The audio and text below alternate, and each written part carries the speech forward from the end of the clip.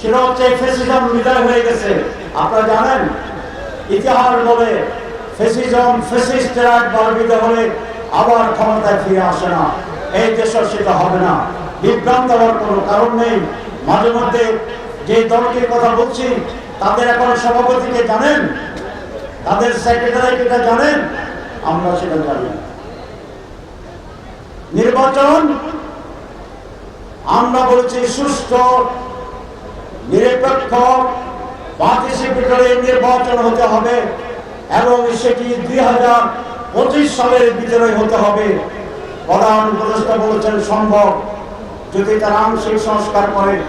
আমরা মনে করি 3 থেকে 6 মাসের ভিতরে প্রয়োজনীয় সংস্কার সাধন করা সম্ভব এবং তারপরে এই বছরের শেষের দিকে নির্বাচন অনুষ্ঠান করবে।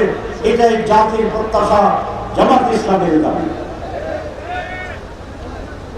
আমাদেরকে বলা হয় নারীর অধিকার থাকবে কিনা, আমার পরিবারে নারীরা চাকরি করতে পারবে কিনা।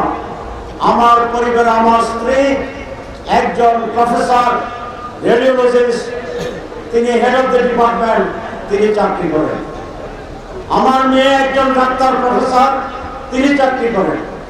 আমার দ্বিতীয় মেয়ে এক ইউনিভার্সিটি টিচার, তিনি চাকরি করেন। আমার ছোট মেয়ে একটা আর্কিটেক্ট, তিনি চাকরি করেন। তাহলে আমরা ক্ষমতা আসলে যদি চাকরি করে না যায় তাহলে আমার পরিবারই তো চাকরি দিতে পারছে না।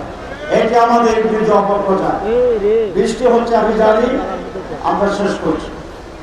আর একটি অপপ্রচার আমাদের বিরুদ্ধে আছে যে এই দেশে জামাত ইসলামী যদি ক্ষমতা আসে তাহলে মাইনরিটির উপরে জুলুম হবে। এটা একটি মিথ্যা প্রচারণা। চট্টগ্রামের হিন্দুরাই এটা সাক্ষী দেবেন যে আমরা যখন এমপি ছিলাম তাদের উপরে কোনো জুলুম হয়েছে। এই চট্টগ্রাম বাজারে তাদের একটা মন্দির ছিল, আওয়ামী লীগ দখল করে রেখেছিল। আমি নিজে দাঁড়িয়ে তাদের মন্দিরে রক্ষা করে চতুর্দিকে ওয়াল করে এটাকে প্রোটেক্টেড করছি।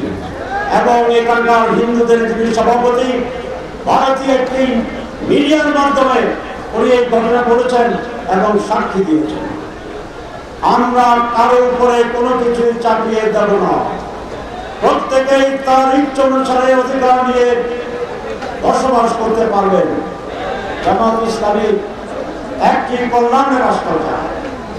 এই কল্যাণ রাষ্ট্র মানে হচ্ছে ন্যায় বিচার পাবেন, অধিকার পাবেন, ইজ্জত পাবেন এবং প্রত্যেকটি মানুষ দল মতে নির্বিশেষে তার ন্যায্য অধিকার ভোগ করতে পারবে নির্ভয়ে নির্দ্বিধায় কোন প্রচেষ্টা ছাড়া। কল্যাণের রাষ্ট্রের দায়িত্বই থাকবে মানুষের কাছে তার অধিকার ফিরে দেওয়া।